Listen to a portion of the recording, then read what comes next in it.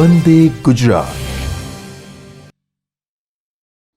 મારું નામ સુજલ મિસ્ત્રી છે. હું અંકલેશ્વર આઈટીઆઈ ખાતે કેમિકલ ગ્રુપમાં એલએસીબી ગ્રેડમાં એસઆઈ તરીકે ફરજ બજાવું છું. આજે આપણે એલએસીબી ગ્રેડના સેમેસ્ટર પહેલાંના લેસન નંબર 44 કે જેનું નામ છે હીટ એન્ડ ટેમ્પરેચર, ઉષ્ણતા અને ઉષ્ણતામાન વિશેની માહિતી મેળવીશું. હીટ, ઉષ્ણતા કોને કહેવાય? આપણે સામાન્ય ગ્રંથિ છે મનમાં કે ભાઈ પદાર્થમાં સમાયેલો ગરમીનો જથ્થો, જેને આપણે હીટ કહીએ છીએ. વાત સાચી છે, પણ એનાથી કંઈક સારી રીતે આજે હીટની ભૌતિક વિજ્ઞાનમાં જે પ્રમાણેની ડેફિનેશન છે તે પ્રમાણે ડેફિનેશન જાણીએ. ઉષ્ણતા એક પ્રકારની ગતિશક્તિ, કાઇનેટિક એનર્જી છે. તમે એને વર્કિંગ એનર્જી પણ કહી શકો, કાર્યશક્તિ પણ કહી શકો. એટલે કહેવાય કે ઉષ્ણતા એક પ્રકારની ગતિશક્તિ છે જે કોઈ પદાર્થ કે માધ્યમ દ્વારા અન્ય પદાર્થ કે માધ્યમમાં ટ્રાન્સફર થાય છે, અથવા શક્તિના સ્ત્રોત મારફતે કોઈ પદાર્થ કે માધ્યમમાં ટ્રાન્સફર થાય છે. એટલે હીટ એટલે પહેલાં આપણે માનીએ કે હીટ એટલે પદાર્થમાં રહેલી ગરમીનો જથ્થો. પણ હવેથી જે કોઈ પદાર્થ કે માધ્યમ દ્વારા અન્ય પદાર્થ કે માધ્યમમાં જે ગતિશક્તિના રૂપમાં કે કાર્યશક્તિના રૂપમાં એનર્જી ટ્રાન્સફર થાય છે તેને આપણે ઉષ્ણતા તરીકે ઓળખીશું. એનર્જી પદાર્થ કે માધ્યમ દ્વારા તેમજ શક્તિના સ્ત્રોત મારફતે પણ ટ્રાન્સફર થઈ શકે છે. એનર્જી ક્યાંથી મળે છે, હીટ ક્યાંથી મળે છે? એના માટે અમુક ઉદાહરણ આપેલા છે. એક, સૂર્યમાંથી મળે છે. સૂર્યમાંથી પૃથ્વીને 51% જેટલી હીટ મળે છે. સૂર્ય જે હીટ આપે છે તેને 51% પોર્શન પૃથ્વીને મળે છે. 51% પોર્શનમાંથી પૃથ્વી 47% ગરમીનું શોષણ કરે છે અને બાકીની ગરમી પાછી પરાવર્તિત કરી દે છે. બીજું, ઘર્ષણથી આપણને ખ્યાલ હશે કે પહેલાં 2 પથ્થર ઘસીને આગ લગાવવામાં આવતી હતી. એટલે ઘર્ષણથી પણ આપણને હીટ મળે છે. એનું એક ઉદાહરણ છે કે શિયાળામાં આપણે 2 હાથને જ્યારે એકબીજાની ઉપર ઘસીએ છીએ ત્યારે આપણા હાથમાં ગરમી પેદા થાય છે. આ એક પ્રકારની ઘર્ષણથી ઉત્પન્ન થયેલી ગરમી છે. બીજું, દિવાસની માચીસ છે. તેને આપણે સળગાવીએ છીએ ત્યારે ઘર્ષણના કારણે દિવાસની ગંધક છે એ સળગી ઉઠે છે. બીજું, રાસાયણિક ક્રિયાથી આપણને ખ્યાલ હોય કે આપણા ઘરમાં વિનેગર એટલે સરકો. એ સરકામાં જો બેકિંગ સોડાના 2-4 ડ્રોપ નાખવામાં આવે, થોડા ડ્રોપ નાખવામાં આવે તો ટેમ્પરેચર રાઇઝ થશે. જે તમને એમાં સ્લાઇડમાં દેખાય છે કે થર્મોમીટર મૂકેલું છે, અંદર કન્ટેનરમાં વિનેગર છે, સરકો છે. સરકારની ઉપર બેકિંગ સોડાના 2-4 ટીપા નાખવામાં આવે છે, થોડા બેકિંગ સોડાના ડ્રોપ નાખવામાં આવે છે, જેને કારણે યલો રંગની હીટ જે છે તે આપણને દેખાય છે. એ જ પ્રમાણે ગ્લિસરીન છે. ગ્લિસરીનનો અણુસૂત્ર C3H5OH3 અને પોટેશિયમ પરમેંગનેટ KMnO4 જે રેડોક્સ પ્રક્રિયામાં વપરાય છે. આમ ગ્લિસરીન અને પોટેશિયમ પરમેંગનેટ એ બંનેને જો મિક્સ કરવામાં આવે, એ બંને વચ્ચે જો રિએક્શન થાય તો હીટ જનરેટ થાય છે, જે આપણને બાજુની ફિગરમાં દેખાય છે. બીજું એક છે કે આપણે કેમિકલ લેબોરેટરીમાં સોડિયમ હાઇડ્રોક્સાઇડનો ભરપૂર ઉપયોગ કરીએ છીએ. સોડિયમ હાઇડ્રોક્સાઇડનું અણુસૂત્ર છે NaOH. આ સોડિયમ હાઇડ્રોક્સાઇડ માટે પહેલાં કે એક ટેસ્ટ ટ્યુબ લેવામાં આવે, એક ટેસ્ટ ટ્યુબમાં પાણી ભરવામાં આવે થોડું, અને એમાં સોડિયમ હાઇડ્રોક્સાઇડના પિલેક્સ નાખી એને ઓગાળવામાં આવે. જ્યારે સોડિયમ હાઇડ્રોક્સાઇડ પાણીમાં ઓગળે છે ત્યારે ટેસ્ટ ટ્યુબની બહારની સપાટી પર ટચ કરતાં અથવા થર્મોમીટરથી મેઝર કરતાં તમને ગરમીનો અહેસાસ થશે. આમ the chemical reaction that results in heat produced is called an exothermic reaction. Chemical રિએક્શનમાં હંમેશા હીટ પ્રોડ્યુસ થાય છે, હીટનું શોષણ પણ થાય છે. પણ આપણે જે એક્ઝામ્પલ જોયા કે એમાં એક્સોથર્મિક રિએક્શનને જોયા જેમાં હીટ જનરેટ થાય છે. પહેલું આપણે જોયું ફ્રિક્શનથી, બીજું આપણે જોયું રાસાયણિક ક્રિયાથી, ત્રીજું જોઈશું આપણે વિદ્યુતથી હીટ કેકના મળે છે. તમને દેખાડી સ્લાઇડમાં તમે જોઈ શકો છો વીજળી પડે છે, તેનાથી જે એનર્જી મળે છે, જે ગરમી મળે છે, કે વિદ્યુતથી મળતી ગરમી છે. ચોથું ઉદાહરણ તરીકે લઈએ કે સૂર્યમાંથી. સૂર્યમાંથી તમને અગાઉ પણ મેં કહ્યું કે સૂર્ય એની ગરમીનો 51% પોર્શન પૃથ્વીને આપે છે, પૃથ્વી એનો 51% પોર્શન એબ્સોર્બ કરે છે. એ 51% પોર્શનમાંથી 4% પોર્શન પૃથ્વી પાછું વાતાવરણમાં ફેંકી દે છે. પદાર્થને ઉષ્ણતા આપવાથી તેનું ઉષ્ણતામાન વધે છે. કોઈપણ પદાર્થને ગરમી આપો એટલે સ્વાભાવિક છે એનું ઉષ્ણતામાનમાં વધારો થાય. આ ઉષ્ણતામાન શું કે આપણે આગળ જોઈશું. પદાર્થની ભૌતિક સ્થિતિમાં ફેરફાર થાય છે, જેને કારણે પદાર્થના ગુણધર્મોમાં પણ ફેરફાર થાય છે. ભૌતિક સ્થિતિમાં ફેરફાર થાય. ભૌતિક સ્થિતિ પદાર્થની કઈ કઈ છે? એનું સ્વરૂપ છે ઘન, પ્રવાહી, વાયુ, રંગ, ગંધ. તો કોઈ પદાર્થને ઉષ્મા આપીએ કે ઉષ્ણતાની અસર થકી કોઈ પદાર્થ છે તો એની પર કેવી અસર થાય છે તે જાણીએ.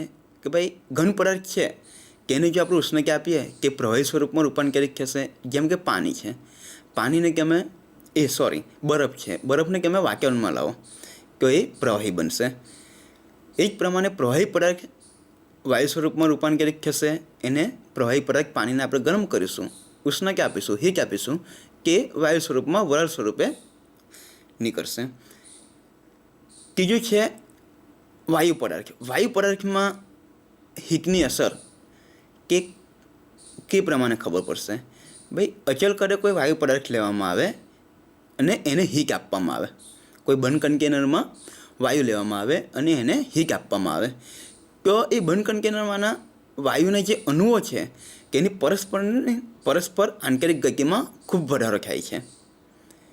આમ કોઈપણ પદાર્થને ઘન, પ્રવાહી કે વાયુને ઉષ્ણતા આપતા ઘનનું પ્રવાહીમાં રૂપાંતર થાય છે, પ્રવાહીનું વાયુમાં રૂપાંતરિત થાય છે અને વાયુ પદાર્થના અણુઓની પરસ્પર આંતરિક ગતિમાં વધારો થાય છે. ઉષ્ણતા કેમાં મપાય છે?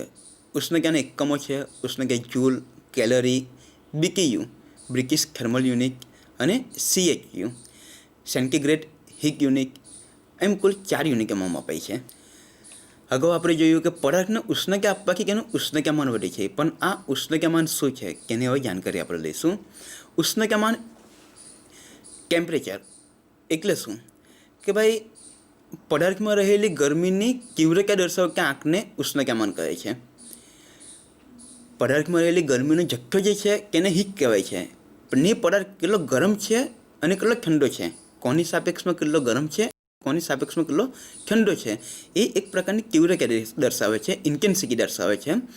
ઇન્ટેન્સિટી ઓફ હીટ તેને આપણે શું કહીશું? ઉષ્ણતામાન ટેમ્પરેચર કહીશું. The degree or intensity of heat present in a substance or object. પદાર્થમાં રહેલી ગરમીની તીવ્રતા દર્શાવતા આંકને ઉષ્ણતામાન કહેવામાં આવે છે. હંમેશા તાપમાન કોઈપણ પદાર્થની કમ્પેરેટિવમાં સરખામણીમાં કેટલો ઠંડો છે અને કેટલો ગરમ છે તેનું મૂલ્ય દર્શાવે છે. તાપમાન ગરમીનો જથ્થો નથી દર્શાવતો, ગરમીનો જથ્થો હીટ દ્વારા મેઝર થાય છે. જ્યારે ઉષ્ણતામાન કોઈપણ પદાર્થની સરખામણીમાં એ પદાર્થ કેટલો ઠંડો છે કે ગરમ છે તે દર્શાવે છે. જેમ ઉષ્ણતામાનને માપવા માટેના એકમો જૂલ, કેલરી, BTU અને CHU છે, કેમ ઉષ્ણતામાનના ટેમ્પરેચરના એકમો degree centigrade, degree Celsius, degree Fahrenheit, degree kelvin અને રોમર છે. આ બધા એકમો CGS, MKS બ્રિટિશ પદ્ધતિ અને SI ઇન્ટરનેશનલ સિસ્ટમમાં મુજબ આપેલા છે. માનવ શરીરનું તાપમાન, માનવ શરીર એટલે કે આપણું તાપમાન નોર્મલી કેટલું હોય છે કે માનવ શરીરનું તાપમાન નોર્મલી સેન્ટીગ્રેડમાં 37 ડિગ્રી સેન્ટીગ્રેડ હોય છે અને ફેરનહીટમાં 98.6 ડિગ્રી ફેરનહીટ હોય છે. ઉષ્ણતામાન એટલે પદાર્થમાં રહેલી ગરમીની તીવ્રતા. હવે એને મેઝર કરીને કરવામાં આવે છે કે એને મેઝર કરવા માટે જુદા જુદા પ્રકારના ઇન્સ્ટ્રુમેન્ટ વપરાય છે. થર્મોમીટર છે, પાયરોમીટર છે, એ પ્રકારની ઇન્સ્ટ્રુમેન્ટ વપરાય છે. થર્મોમીટરમાં પારો આવેલો હોય છે.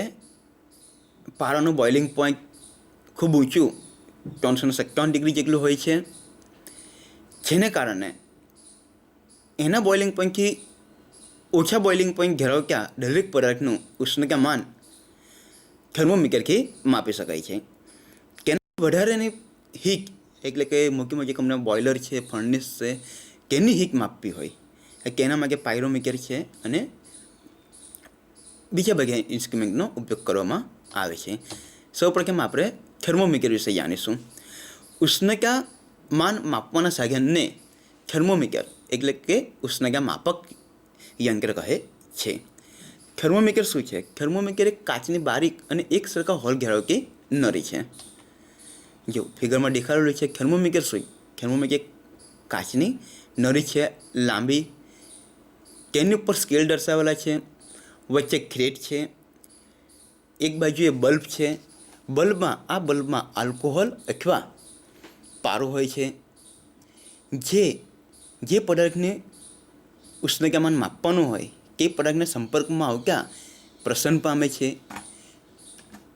અને પ્રસરણ પામવાના કારણે ઉપર જે થ્રેડ છે તેમ એ ઉપર જાય છે, અને જે એક્ઝેક્ટ ટેમ્પરેચર છે તેની વેલ્યુ આપણે જાણી શકીએ છીએ. ટેમ્પરેચરનું જ્યારે થર્મોમીટરથી આપણે રીડિંગ લઈએ છીએ ત્યારે એની મેથડ છે.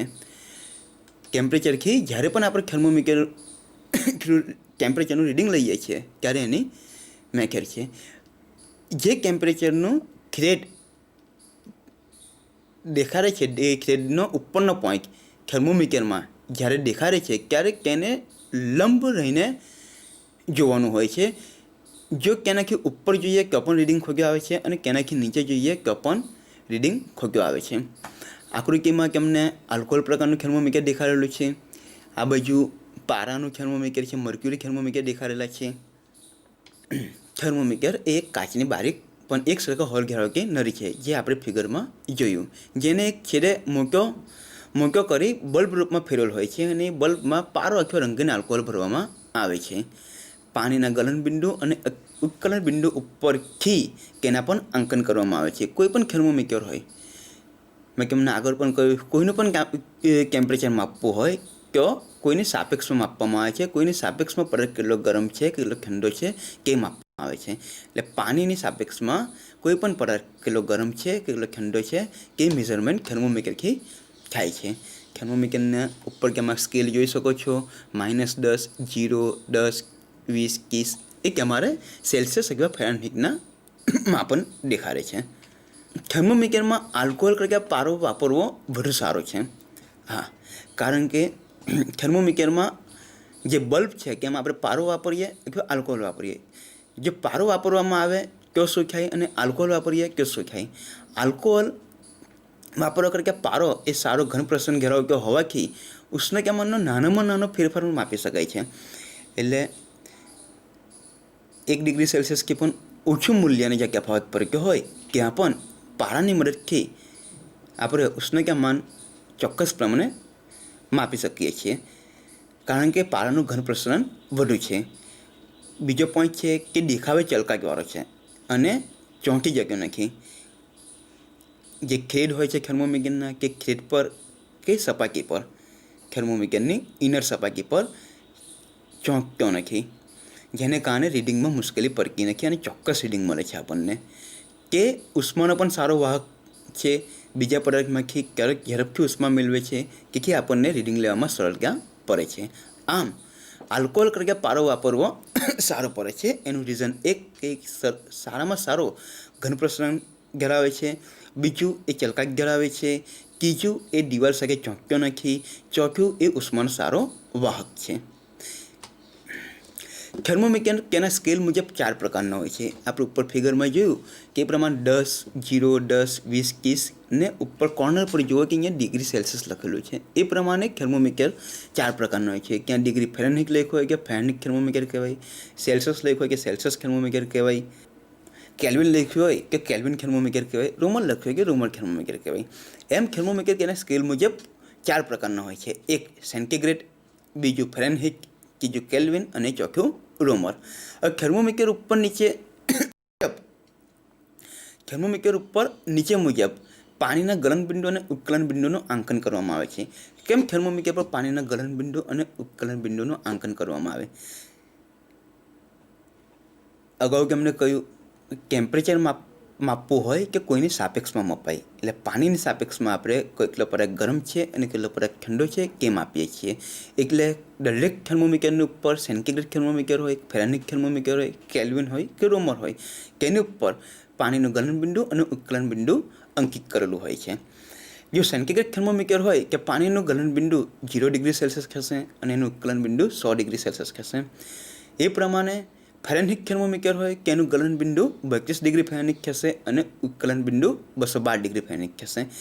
કેલ્વિન હોય કે 273 ડિગ્રી કેલ્વિન એનું ગલનબિંદુ થશે પાણીનું, અને પાણીનું ઉત્કલન બિંદુ 373 ડિગ્રી કેલ્વિન થશે. રોમરમાં હોય કે પાણીનું ગલનબિંદુ 0 ડિગ્રી રેન્કાઇન થશે અને રેન્કાઇન કે રોમર જે બોલો કે 0 ડિગ્રી રોમન થશે અથવા ઉત્કલન બિંદુ અને ઉત્કલન બિંદુ 80 ડિગ્રી રોમન થશે. થર્મોમીટર સ્કેલ વચ્ચેનો સંબંધ દર્શાવી શકીએ. આ જે 4 રાશિઓ છે, ડિગ્રી સેલ્સિયસ એટલે કે centigrade, degree Fahrenheit, degree Rankine અને ડિગ્રી કેલ્વિન, એને એક સૂત્ર છે. તે સૂત્ર છે C/5 = F-32/9 = K-273/5 = R/4.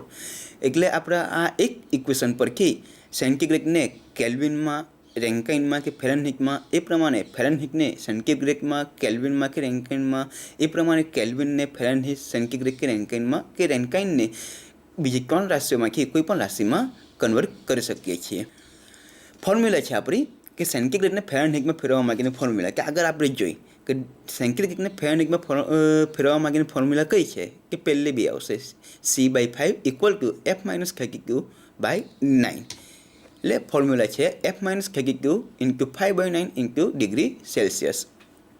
આના પરથી આપણે એક એક્ઝામ્પલ જોઈએ કે ભાઈ 37 ડિગ્રી સેલ્સિયસને ફેરનહીટમાં ફેરવવું છે. તો ઉપરની ઇક્વેશન જે છે તેમાં ડિગ્રી સેલ્સિયસની જે વેલ્યુ આપણને આપેલી છે 37 ડિગ્રી આપેલી છે, તે વેલ્યુ આપણે અંદર પુટડાઉન કરીશું. એટલે ઇક્વેશનમાં શું થશે? 37 = ફેરનહીટ - 32 બ્રેકેટ ઓવર × 5/9. એટલે શું થશે? ફેરનહીટ - 32 = 37 × 9/5 = 333/5 = 66.6. સો ફેરનહીટ - 32 = 66.6 આવશે. એટલે ફેરનહીટ = 66.6 + 32 રાઈટ સાઈડ પરથી લેફ્ટ સાઈડ જશે એટલે માઇનસનું પોઝિટિવ થશે, એટલે એડ થશે. એટલે ફેરનહીટની વેલ્યુ છેલ્લે ફાઇન થશે 98.6 ડિગ્રી ફેરનહીટ. એટલે આપણે એક્ઝામ્પલ જોયું પહેલું કે સેલ્સિયસમાંથી ફેરનહીટમાં કેના કન્વર્ટ થાય છે કે ભાઈ 37 ડિગ્રી સેલ્સિયસને ઉપરના ઇક્વેશનનો ઉપયોગ કરીને, ફોર્મ્યુલાનો ઉપયોગ કરીને કન્વર્ટ કરતાં એની ફેરનહીટમાં વેલ્યુ 98.6 મળે છે. એ જ પ્રમાણે બીજું એક્ઝામ્પલ છે કે convert -40 degree Fahrenheit to degree Celsius. Same આમાં આપણને પહેલાં ડિગ્રી સેલ્સિયસની વેલ્યુ આપેલી, ઉપરના ફોર્મ્યુલામાં આપણે ડિગ્રી સેલ્સિયસની વેલ્યુ મૂકી ગઈ. હવે આપણને ડિગ્રી ફેરનહીટની વેલ્યુ આપી છે કે આપણે આ ફોર્મ્યુલામાં ડિગ્રી ફેરનહીટની વેલ્યુ મૂકીશું.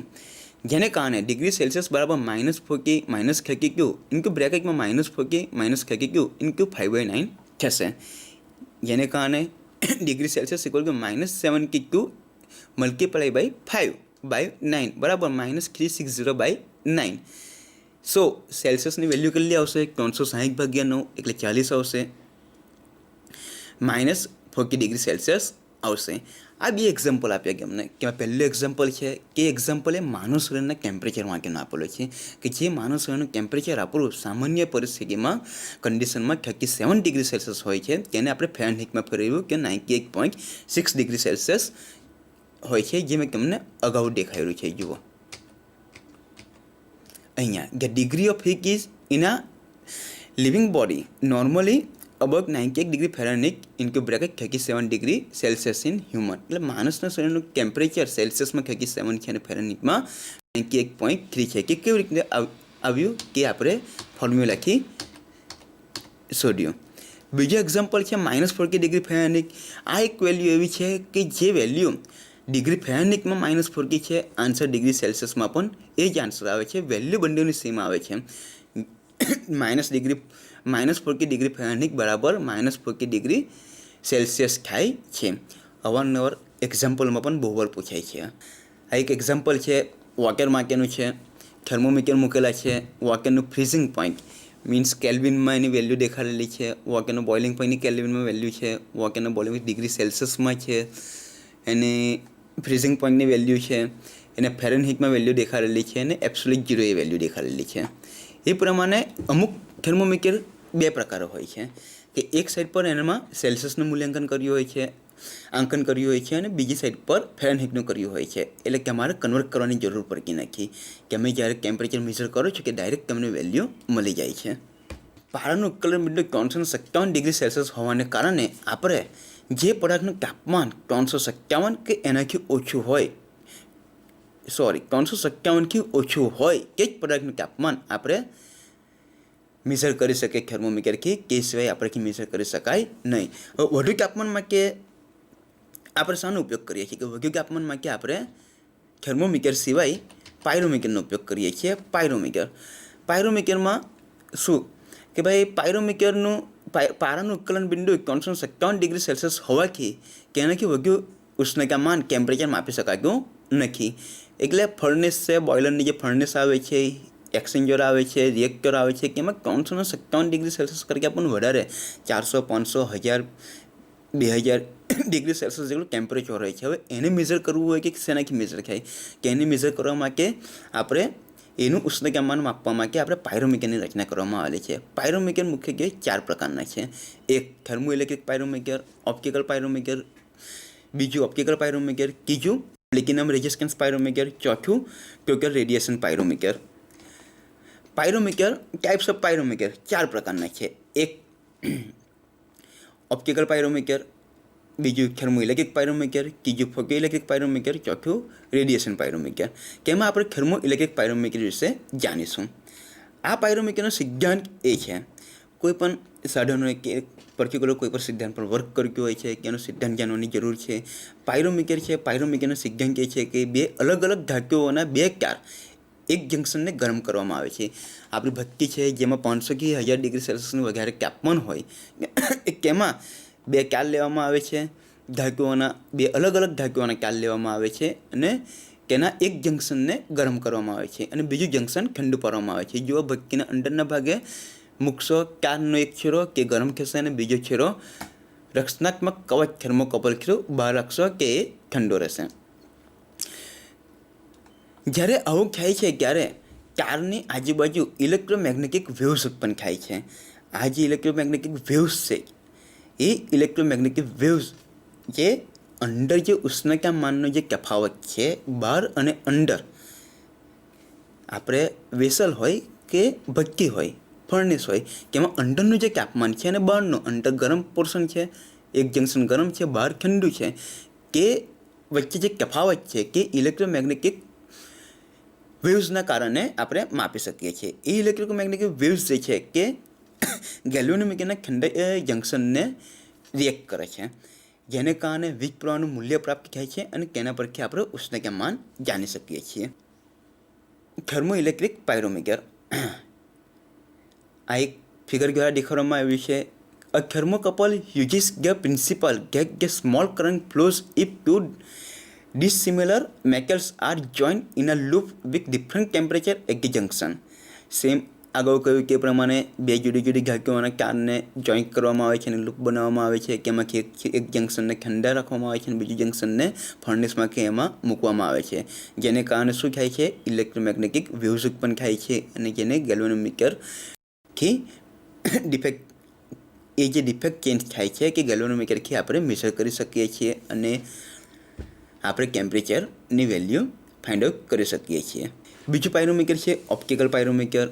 ઓપ્ટિકલ પાયરોમીટરની ડિઝાઇન છે કે measure temperature when the peak radiation emission is the red part of the visible spectrum where the measure body glows a certain shade of red according to the temperature. Actually optical પાયરોમીટરે બહુ મોટી range હોય ટેમ્પરેચરની જે ગરમી સૌથી વધુ હોય 52,000 degree Celsius કે વધુ હોય કે ઓપ્ટિકલ પાયરોમીટરનો ઉપયોગ કરવામાં આવે છે, કે એમાં ફિલામેન્ટ લેવામાં આવે છે, આઈપીસ લેવામાં આવે છે. જ્યારે રેડિયેશન થાય છે, ગરમી જ્યારે ફર્નેસમાં વધારે હોય છે ત્યારે ફિલામેન્ટ પર રેડિયેશન ઉત્પન્ન થાય છે. એ રેડિયેશન આપણા આઈપીસ પર અસર કરે છે અને તેનું ડાયરેક્ટ રેડિયેશનનું વેરીફાઈ કરંટ આપણને નીચે ગેલ્વેનોમીટરમાં મળે છે. આની લિમિટ છે કે ભાઈ 600 ડિગ્રી સેલ્સિયસ ટેમ્પરેચરથી વધુ ટેમ્પરેચર જો મેઝર કરવું હોય તો ઓપ્ટિકલ પાયરોમીટરનો ઉપયોગ કરવામાં આવે છે. ઓપ્ટિકલ પાયરોમીટર જ્યારે થર્મો ઇલેક્ટ્રિક પાયરોમીટર અમુક ચોક્કસ જગ્યાએ કામ ન આવે ત્યારે જ્યાં 4000 ડિગ્રી સેલ્સિયસ જેટલું ઊંચું ઉષ્ણતામાન માપવું હોય ત્યાં ઓપ્ટિકલ પાયરોમીટર વપરાય છે. જ્યારે થર્મોમીટરનો ઉપયોગ નથી કરતા ત્યારે આપણે થર્મો ઇલેક્ટ્રિક પાયરોમીટર 500 ડિગ્રીથી વધારે માપવા માટે ઓપ્ટિકલ પાયરોમીટરનો પણ ઉપયોગ થાય છે. 500 ડિગ્રીથી વધારે સેલ્સિયસનું ઉષ્ણતામાન માપવું હોય તો. પણ જ્યારે સૌથી વધારે 2000 કે 3000 ડિગ્રીનું ટેમ્પરેચર હોય, ઉષ્ણતામાન હોય, ત્યારે થર્મો ઇલેક્ટ્રિક પાયરોમીટરમાં ઇલેક્ટ્રોમેગ્નેટિક વેવ્સ જે છે તે વિચલિત થઈ જાય છે અને જેને કારણે ગેલ્વેનોમીટર કમ્પ્લીટ રીડિંગ દેખાડી શકતું નથી. તે જગ્યાએ ઓપ્ટિકલ પાયરોમીટરનો ઉપયોગ થાય છે. ઓપ્ટિકલ પાયરોમીટરમાં શું થાય તે જોઈએ કે આંખ વડે અજાણ્યા તેજસ્વી પ્રકાશની કોઈ જાણીતા સ્ટાન્ડર્ડ હીટ સોર્સની સાથે કલરની સરખામણી કરી ટેમ્પરેચરની કિંમત મેળવી શકાય છે. આપણી આંખ છે, આઈપીસ છે, મેં તમને અગાઉ દેખાડ્યું કે આઈપીસ છે આપણો, તેનાથી આ ફિલામેન્ટ છે. આપણી આંખથી આ ફિલામેન્ટ વચ્ચે જે ફિલામેન્ટ પર જે પ્રકાશને કલરની જે શું કહેવાય પ્રકાશનો કલર જે એકદમ એટ્રેક્ટિવ દેખાય છે આપણને, તે કલરની સરખામણી આપણી આંખની સાથે તેજસ્વી પ્રકાશને આંખની સામે કરવામાં આવે છે, જેને કારણે આપણને ટેમ્પરેચર પદાર્થનું માપી શકીએ છીએ. એ કેવી રીતે તે જોઈએ કે જો ફિલામેન્ટનો કલર આપેલ ગરમ પદાર્થ કરતાં અંદર ફર્નેસમાં મૂકેલું છે, ફર્નેસમાંથી ગરમી આવે છે અને ફિલામેન્ટ ગરમ થાય છે. એ ફિલામેન્ટનો જે કલર છે તે કલર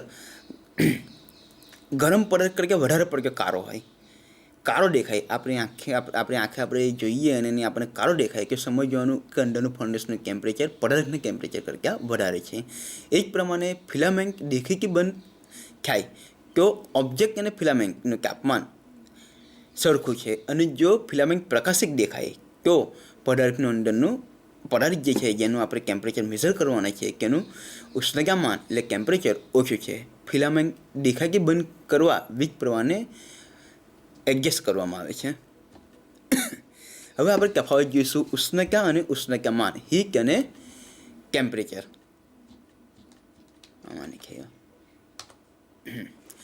ઉષ્ણતા આપણે આગળ જોઈ ગયા કે ઉષ્ણતા એટલે શું કે પદાર્થમાં રહેલી ગરમીનો જથ્થો, પણ એનાથી કંઈક વિશેષ આપણે શીખ્યા કે ઉષ્ણતા એટલે એ પ્રકારની એનર્જી જે વર્કિંગ એનર્જી પણ કહી શકો, જેને કાઇનેટિક એનર્જી પણ કહી શકો, કે જે કોઈ પદાર્થ કે માધ્યમ દ્વારા અન્ય પદાર્થ કે માધ્યમમાં ટ્રાન્સફર થાય અથવા શક્તિના સ્ત્રોત મારફતે કોઈ પદાર્થ કે માધ્યમમાં ટ્રાન્સફર થાય.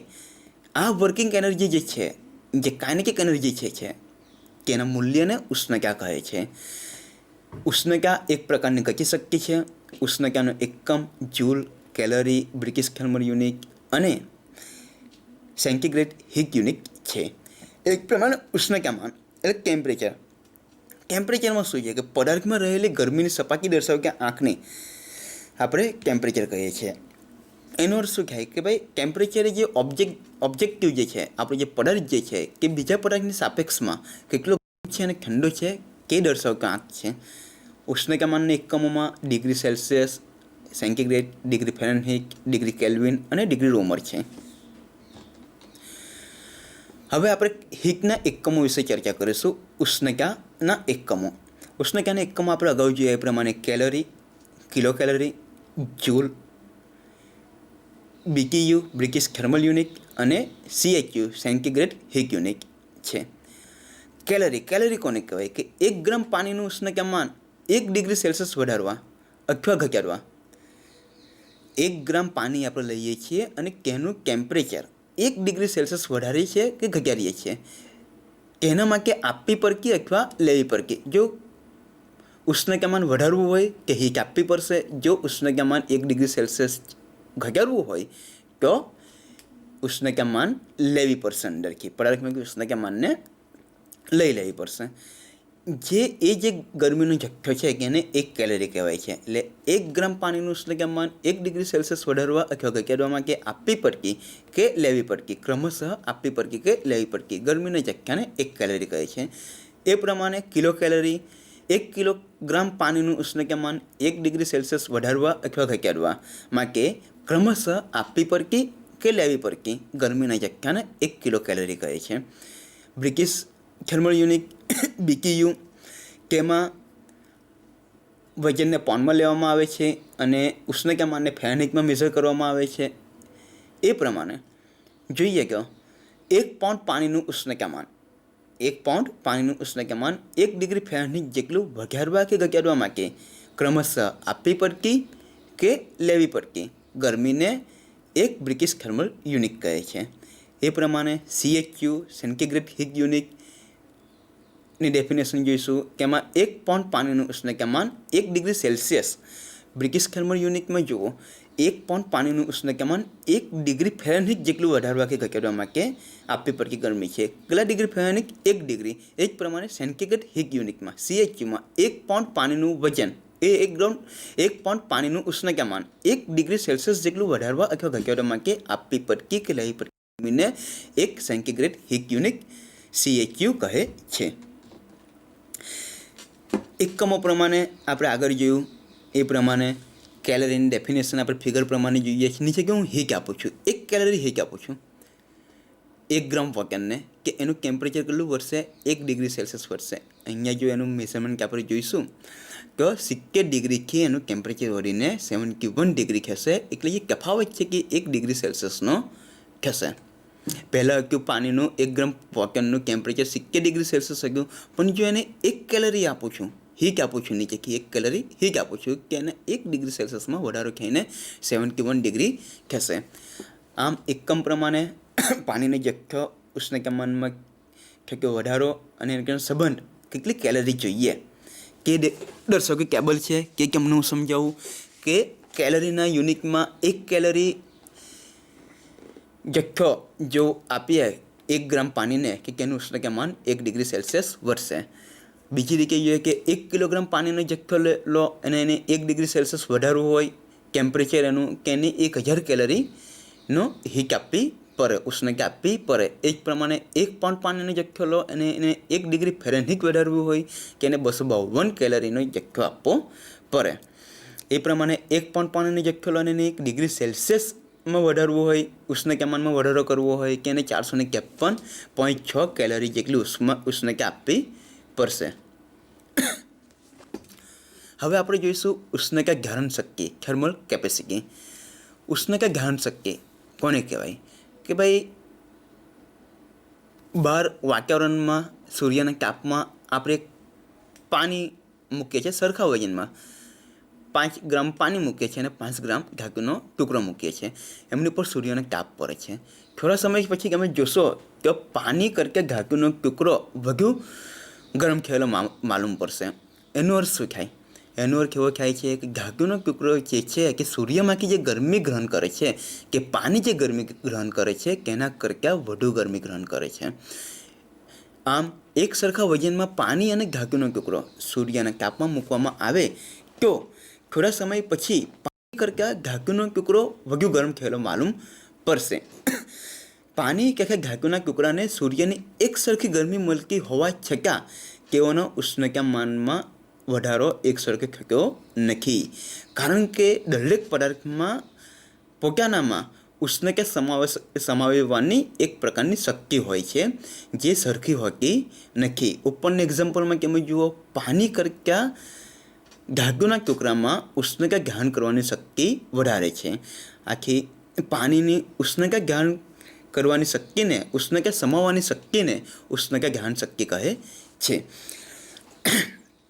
બીજી રીતે જોઈએ કે 1 ગ્રામ વજનના પદાર્થનું ઉષ્ણતામાન 10 ડિગ્રી સેલ્સિયસ વધારવા માટે 1 ગ્રામ વજન લઈએ કોઈ પદાર્થનું અને તેનું ઉષ્ણતામાન ટેમ્પરેચર 10 ડિગ્રી સેલ્સિયસ વધારવા માટે જેટલી હીટ આપવી પડે, જેટલી હીટ જોઈએ તેને તે પદાર્થની ઉષ્ણતા ગ્રહણ શક્તિ કહે છે.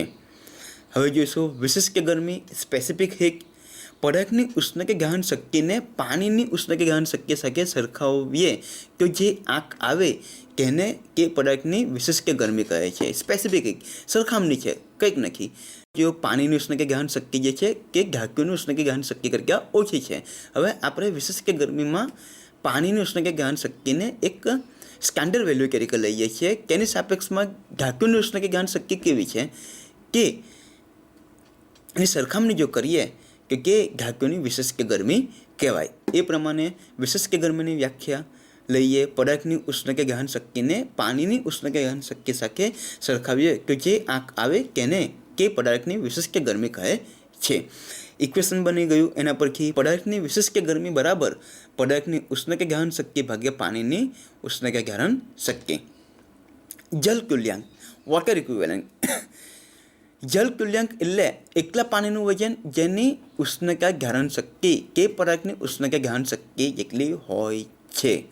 જલ તુલ્યાંક કોને કહેવામાં આવે છે કે ભાઈ એકલા પાણીનું વજન કે જેની ઉષ્ણકા ગ્રહણ શક્તિ તે પદાર્થની ઉષ્ણકા ગ્રહણ શક્તિ જેટલી હોય છે.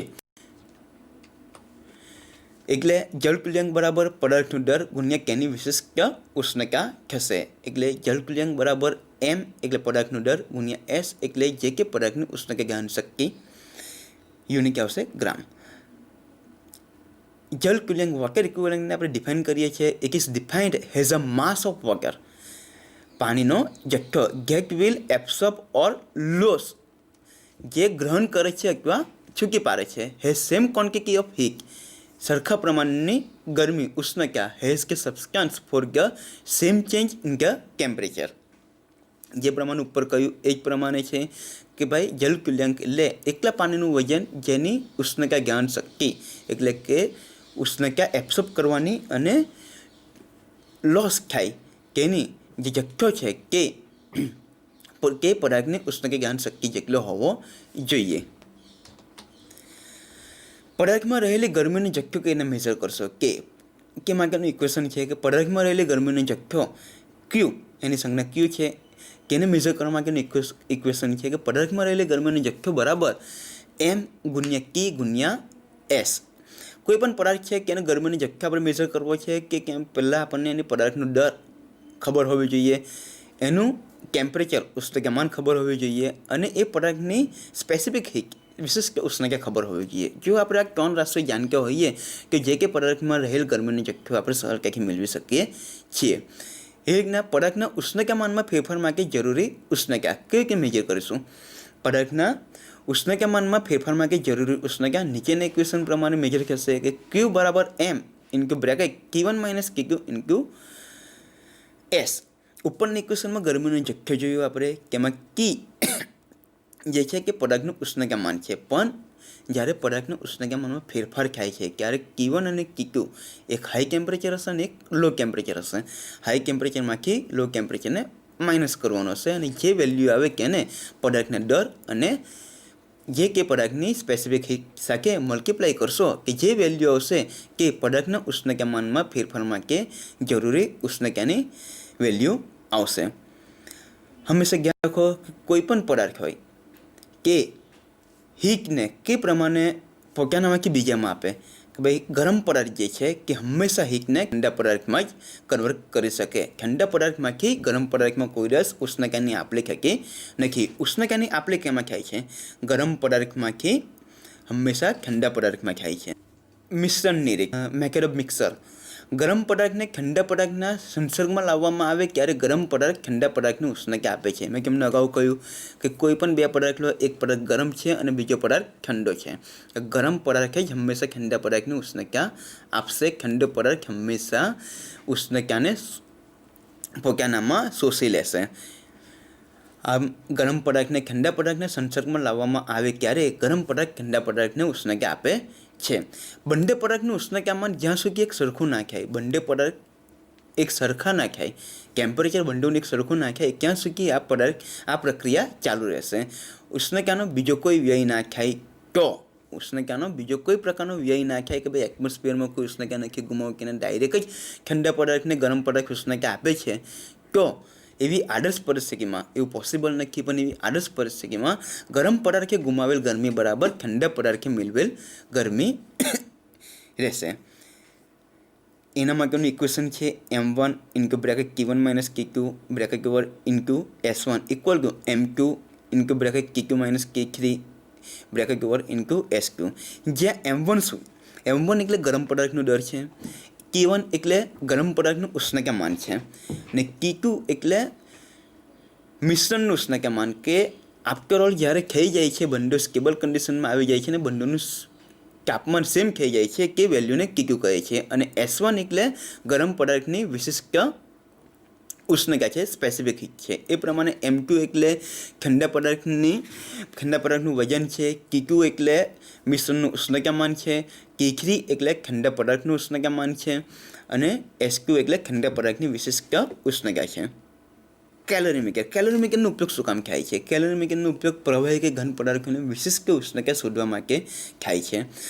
કેલોરીમીટર કે કોઈ પણ પ્રવાહી પદાર્થ હોય કે ઘન પદાર્થ હોય કે એની વિશિષ્ટ ઉષ્ણતા એટલે સ્પેસિફિક હીટ, જે અગાઉ આપણે જોઈ ગયા કે સ્પેસિફિક હીટ કોને કહેવાય, કે જે પદાર્થની હીટ એ ઉષ્ણતા ગ્રહણ શક્તિની પાણીની ઉષ્ણતા ગ્રહણ શક્તિ સાથેની સરખામણી છે કે એને કે પદાર્થની વિશિષ્ટ ઉષ્ણતા કહે છે. કે પ્રવાહી કે ઘન પદાર્થોની વિશિષ્ટ ઉષ્ણતા શોધવા માટેનું સાધન છે કેલરીમીટર. આકૃતિમાં દર્શાવ્યા પ્રમાણે કેલરીમીટરમાં તમે જોશો કે થર્મોમીટર આપેલું છે, તાંબાની નળાકાર થર્મોમીટર આપેલું છે, તાંબાની નળાકાર આ વેસલ છે, અને લાકડાનું આ બાજુમાં બોક્સ છે. ને એની સાથે એક સ્કેલર આપવામાં આવેલું છે કે જે અંદરનો રહે પ્રવાહી કે પછી ઘન પદાર્થ હોય તેને સ્કેલરથી હલાવવામાં આવે છે. આકૃતિમાં બતાવ્યા પ્રમાણે તાંબાની નળાકાર સંગ્રહ ટાંકી સી છે, તેને લાકડાના બોક્સમાં રાખવામાં આવે છે. લાકડાના બોક્સ અને તાંબાની નળીની વચ્ચે થર્મોકોલનું એક રક્ષણ પ્રોવાઈડ કરવામાં આવે છે. નળાકાર સંગ્રહ ટાંકીની વચ્ચે સ્કેલર મૂકવામાં આવે છે, જેથી પ્રવાહીને હલાવવામાં આવે છે, અને તેનું ઉષ્ણતામાન જાણવા માટે થર્મોમીટરને મૂકેલું હોય છે. પાણીને બરાબર હલાવી ઉષ્ણતામાન 1 ડિગ્રી સેલ્સિયસ માપવામાં આવે છે. ધારો કે કેલોરીમીટરનું વજન m અને તેની વિશિષ્ટ ઉષ્ણતા, ધારો કે કેલોરીમીટરનું વજન m હોય અને તેની સ્પેસિફિક હીટ S1 હોય, તો શું થાય કે ગરમ પદાર્થે ગુમાવેલી ગરમી બરાબર ગરમ પદાર્થ જે છે ત્યાં ગુમાવેલી ગરમી બરાબર પાણીએ મેળવેલ ગરમી ગુણ્યા કેલરીમીટરે મેળવેલ ગરમી. જો કેલરીમીટરનું વજન m હોય અને તેની વિશિષ્ટ ઉષ્ણતા S1 હોય, તો ગરમ પદાર્થે ગુમાવેલી ગરમી બરાબર પાણીએ મેળવેલ ગરમી ગુણ્યા કેલરીમીટરે મેળવેલ ગરમી એવું થશે.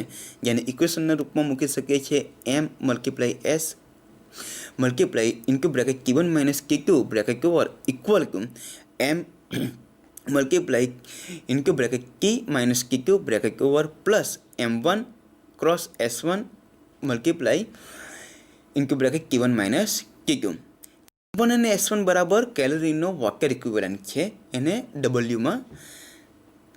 W તરીકે ઓળખાય છે. M1 અને S1 ને શું કહેવાય? કેલરીનો વોટર ઇક્વિવેલન્ટ, જેને જલતુલ્યાંક, કેલરીનો જલતુલ્યાંક કહેવામાં આવે છે, જેને W તરીકે આપણે લઈ શકીએ છીએ. તો હવે ઇક્વેશન બનશે S is equal to specific heat is equal to into bracket Q1 minus T minus Q2 bracket over into bracket M plus W bracket over divided by M multiply by into bracket Q1 minus T.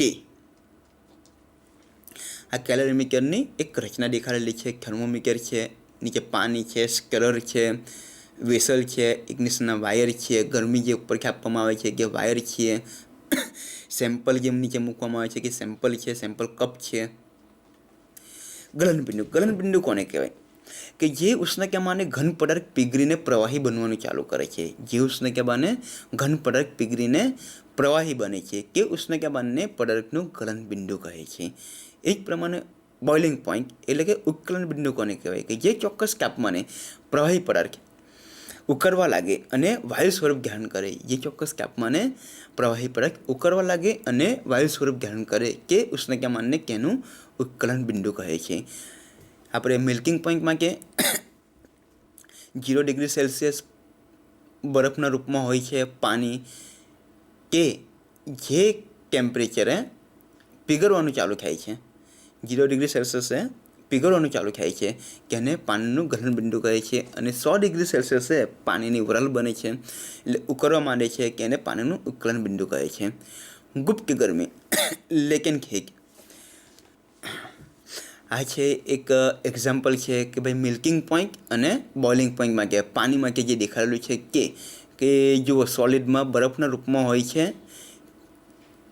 કે milking point ice એટલે બરફ લિક્વિડમાં ફરે છે અને લિક્વિડમાંથી બરફ ગેસમાં ફરે છે કે એને ખાય છે ઇવોપોરેશનના રૂપમાં ખાય છે. Water liquid turns into gas at boiling point, જે બોઇલિંગ પોઈન્ટ કે ઇવોપોરેશન ચાલુ થાય છે, જે તાપમાને ઇવોપોરેશન બાષ્પીભવનની પ્રક્રિયા ચાલુ થાય છે પાણીની, કે તાપમાનને બોઇલિંગ પોઈન્ટ કહે છે. અને જે તાપમાને પાણી ઓગળવાનું ચાલુ કરે છે, પીગળવાનું ચાલુ કરે છે, તે તાપમાનને મિલ્કિંગ પોઈન્ટ કહે છે. એ પ્રમાણે બીજું છે, સેમ એક્ઝામ્પલ છે મિલ્કિંગ પોઈન્ટ, ફ્રીઝિંગ પોઈન્ટ અને બોઇલિંગ પોઈન્ટનું. અમુક પદાર્થો એવા હોય છે કે જેને ગરમી આપતા ડાયરેક્ટ ગેસ સ્વરૂપ ધારણ કરે છે. કેવા પદાર્થોને સબલાઇમ પદાર્થો તરીકે ઓળખવામાં આવે છે, જે આમાં તમને દેખાડેલા છે કે જે પદાર્થોને ગરમી આપતા કે ગરમી ખેંચી લેગ્યા, ગેસ સ્વરૂપ હોય કે ગેસમાંથી ગરમી ખેંચી લેગ્યા, એ લિક્વિડમાં કન્વર્ટ ન થઈ ગયા, લિક્વિડમાં પ્રવાહીમાં ટ્રાન્સફર ન થઈ ગયા, ડાયરેક્ટ સોલિડ સ્વરૂપ ધારણ કરે છે. અથવા સોલિડમાં હોય કે એને ગરમી આપે કે ડાયરેક્ટ ગેસ સ્વરૂપ ધારણ કરે છે, કે એવા પદાર્થોને સબલાઇમ પદાર્થો કહેવામાં આવે છે. ગુપ્ત ગરમી કોને કહેવામાં આવે? લેકેન્ટ હીટ કોને કહેવામાં આવે? કે ઉષ્ણતામાનમાં ફેરફાર કર્યા વગર ટેમ્પરેચર ડિફરન્સ ના હોવો જોઈએ. ટેમ્પરેચરમાં કોઈ પણ જાતનો ફેરફાર ના કરવો જોઈએ. ટેમ્પરેચર કોઈ એક નક્કી કરેલો કે ભાઈ 70 degree temperature, 50 degree temperature, 200 degree temperature, જે ટેમ્પરેચર હોય કે ટેમ્પરેચરમાં ફેરફાર કર્યા વગર 1 ગ્રામ ઘન પદાર્થનું પ્રવાહીમાં કે પ્રવાહી પદાર્થનું વાયુમાં રૂપાંતર કરવા માટે આપવી પડતી ગરમીના જથ્થાને પદાર્થની ગુપ્ત ગરમી કહે છે. ટેમ્પરેચરમાં ફેરફાર કર્યા સિવાય એકમ વજન ધરાવતા ઘન પદાર્થ કે પ્રવાહી પદાર્થનું, ઘન પદાર્થનું પ્રવાહીમાં કે પ્રવાહી પદાર્થનું વાયુમાં રૂપાંતર કરવા માટે જે ગરમીનો જથ્થો આપવો પડે છે, જે હીટ આપવી પડે છે, તેને તે પદાર્થની ગુપ્ત ગરમી કહે છે. ગુપ્ત ગરમી 2 પ્રકારની હોય છે, ગલન ગુપ્ત ગરમી અને બાષ્પીભવન ગુપ્ત ગરમી. ગલન ગુપ્ત ગરમી પાણી માટે એની વેલ્યુ છે 580 કેલરી પર ગ્રામ છે, જ્યારે બાષ્પીભવન ગુપ્ત ગરમી પાણીની બાષ્પીભવન ગુપ્ત ગરમી છે 536 કેલરી. હવે જોઈશું આપણે ટ્રાન્સફર મોડ ઓફ હીટ, એટલે જે ઉષ્મા જે છે કે દરેક પદાર્થમાં કઈ રીતે ટ્રાન્સફર છે, એનો મોડ છે એ 3 રીતે ટ્રાન્સફર થાય છે. એક ઉષ્ણતા વહન, એક બીજું ઉષ્ણતા નયન, ત્રીજું ઉષ્ણતા ગમન. ઉષ્ણતા વહન એટલે કંડક્શન, ઉષ્ણતા નયન એટલે કન્વેક્શન અને ઉષ્ણતા ગમન એટલે રેડિયેશન. ઉષ્ણતાની એક પદાર્થમાંથી બીજા પદાર્થમાં જવાની ક્રિયાને ઉષ્ણતા નિર્ગમન કહે છે. ઉષ્ણતા નિર્ગમન એટલે ટ્રાન્સફર મોડ ઓફ હીટ. એક પદાર્થમાંથી બીજા પદાર્થમાં જવાની ક્રિયાને ઉષ્ણતા નિર્ગમન કહે છે. તેના 3 પ્રકાર છે. પહેલો પ્રકાર છે ઉષ્ણતા વહન. પદાર્થના અણુઓનું સ્થળાંતર થયા વગર. આપણે જનરલી એવું વિચારી લઈએ છીએ કે ઉષ્ણતા વહન એટલે ઘન પદાર્થમાં થતું વહન. ના, ઉષ્ણતા વહન ઘન અને ફ્લુઇડ બંનેમાં થાય છે. પદાર્થના અણુઓનું સ્થળાંતર થયા વગર ગરમ ભાગમાંથી અથવા ગરમ પદાર્થમાંથી બીજા સંસર્ગમાંના ઠંડા પદાર્થમાં ઉષ્ણતા સંચારણ થવાની ક્રિયાને ઉષ્ણતા વહન કહે છે. જાણી લો ફરીથી, ઉષ્ણતા વહન કોને કહે છે? કે પદાર્થના અણુઓનું સ્થળાંતર થયા વગર, પદાર્થના અણુઓનું સ્થળાંતર નહીં થયું, ગરમ ભાગમાંથી અથવા ગરમ પદાર્થમાંથી બીજા સંસર્ગમાંના ઠંડા પદાર્થમાં ઉષ્ણતા સંચારણ થાય છે, એટલે ઉષ્ણતા અંદર જાય છે, તે ક્રિયાને ઉષ્ણતા વહન કહે છે. આ એક ઉદાહરણ છે. આપણે હાથમાં બરફ લઈએ છીએ. બીજું એક ઉદાહરણ છે, ઇસ્ત્રી કરીએ છીએ ત્યારે હાથ મૂકીએ છીએ કાપડની ઉપર, ત્યારે ગરમીનો અનુભવ થાય છે. પછી આપણે ચાનો કપ પકડીએ કે પછી આપણે ગેસ પર કંઈક ચા ગરમ કરીએ ત્યારે હેન્ડલ પકડીએ છીએ કે હેન્ડલ પર જે ગરમીનો અનુભવ થાય છે. ઇલેક્ટ્રિસિટીમાં જે કંડક્શન છે તે છે. આ એક કંડક્શનના ઉદાહરણો છે, ઉષ્ણતા વહનના ઉદાહરણો છે. બીજી રીતે જોઈએ કંડક્શનને કે ભાઈ heat transfer by direct contact of particles of solid or liquid matter is called conduction. મેં તમને અગાઉ પણ કહ્યું કે પહેલેથી એવી માન્યતા હતી કે ભાઈ ઘન પદાર્થમાં જે ટ્રાન્સફર થાય ઉષ્માનું કે એને આપણે કન્ડક્શન કહીએ છીએ, પણ ખોટું છે. Heat transfer by direct contact of particles of solid or liquid makers. Maker કોઈ પણ હોય, સોલિડ પણ હોઈ શકે કે લિક્વિડ પણ હોઈ શકે, જેમાં ડાયરેક્ટ કોન્ટેક્ટ થાય પાર્ટિકલ્સને અને હીટનું ટ્રાન્સફર થાય કે એને કન્ડક્શન કહેવામાં આવે છે. ઉપર બર્નર આપેલો છે, એક લોખંડનો સળિયો આપેલો છે કે એને ગરમ કરીએ છીએ કે હીટ અહીંયાથી ધીરે ધીરે ધીરે ધીરે આપણા હાથ સુધી ટ્રાન્સફર થશે. The energy moves but the medium does not move. આમાં ઉષ્ણતા મૂવ થાય છે પણ મીડિયમ જે છે તે મૂવ થતું નથી. ઉપરની જે એક્ઝામ્પલ છે કે એક્ઝામ્પલ લખેલું છે અને example is when a spoon heats up in a hot pot of spoon. What is conduction? Energy has heat is transferred in three main ways. Conduction is the transfer of energy has heat from one substance to another through direct contact. Direct સંપર્કમાં આવીને એક પદાર્થ ગરમ પદાર્થમાં ઠંડા પદાર્થમાં જે એનર્જીને ટ્રાન્સફર થાય છે તેને કન્ડક્શન તરીકે ઓળખવામાં આવે છે. As long as two object are in contact conduction continuous until the temperature of the objects are equal. Conduction ક્યાં સુધી થાય કે જ્યાં સુધી બંને પદાર્થોનું હોટ પદાર્થ અને ગરમ પદાર્થ હોટ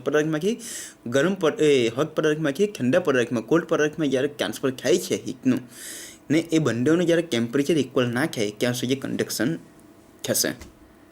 ઉષ્ણતા નયન કન્વેક્શન પદાર્થના ગરમ અને ઠંડા અણુઓનું સ્થળ અંતર થઈ પદાર્થમાં થતા ઉષ્ણતાના સંચારણને ઉપરમાં આપણે જોયું કન્ડક્શનમાં પછી એ મેટર કોઈ પણ હોય લિક્વિડ હોય કે સોલિડ હોય એમાં પદાર્થના અણુઓનું સ્થાનાંતર થતું નથી. જ્યારે ઉષ્ણતા નયનમાં પદાર્થના અણુઓનું ગરમ અણુઓ સ્થાનાંતર પામે છે અને ઠંડા અણુઓને હીટ આપે છે.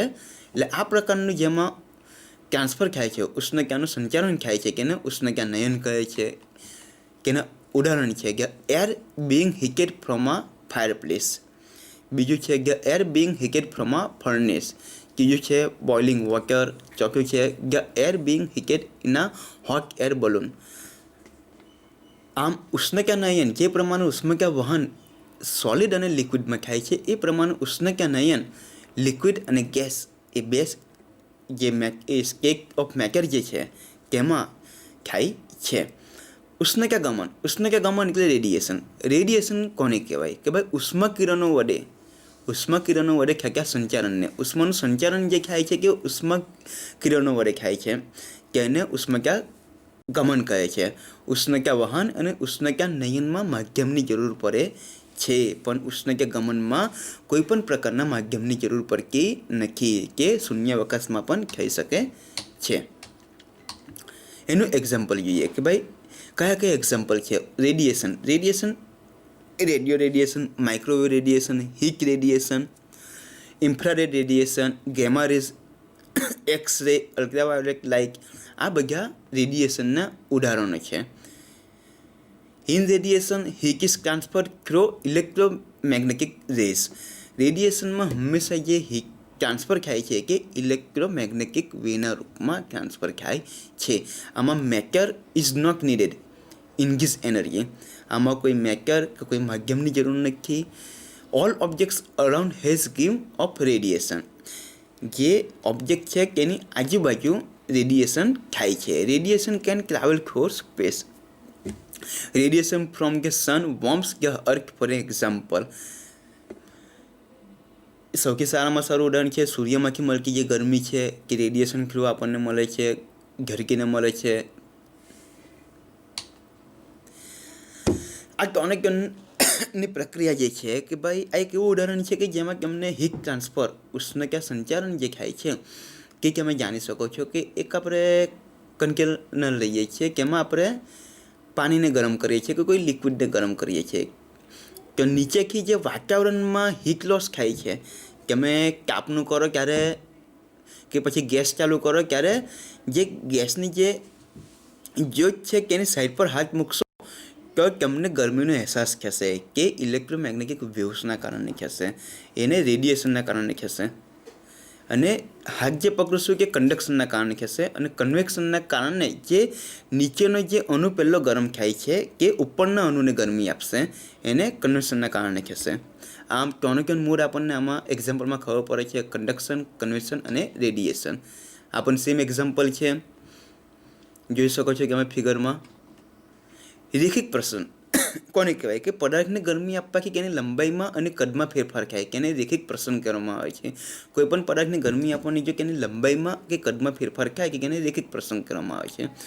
રેખિક પ્રસરાંક કોને કહેવામાં આવે છે કે એકમ લંબાઈના સળિયાના ઉષ્ણતામાનમાં 1 ડિગ્રી સેલ્સિયસ વધારો કરતાં સળિયાની લંબાઈમાં જે વધારો થાય છે તેને તે પદાર્થનો રેખિક પ્રસરાંક કહેવામાં આવે છે. રેખિક પ્રસરાંકનું ઇક્વેશન છે રેખિક પ્રસરાંક બરાબર T2 - T1 ભાગ્યા L1 + T.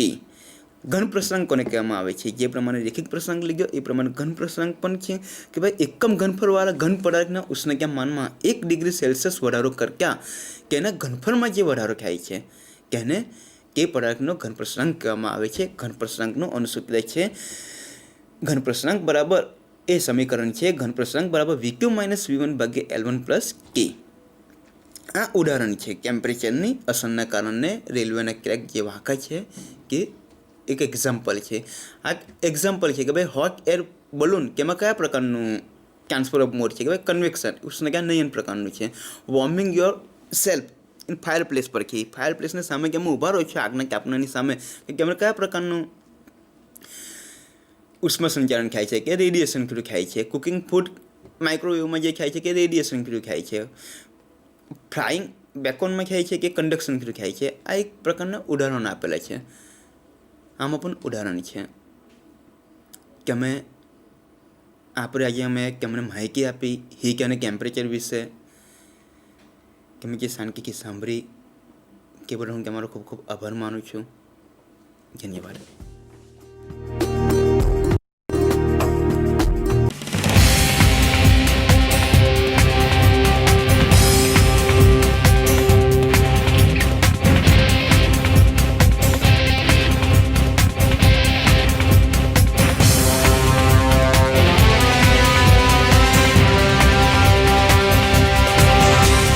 वंदे गुजरात.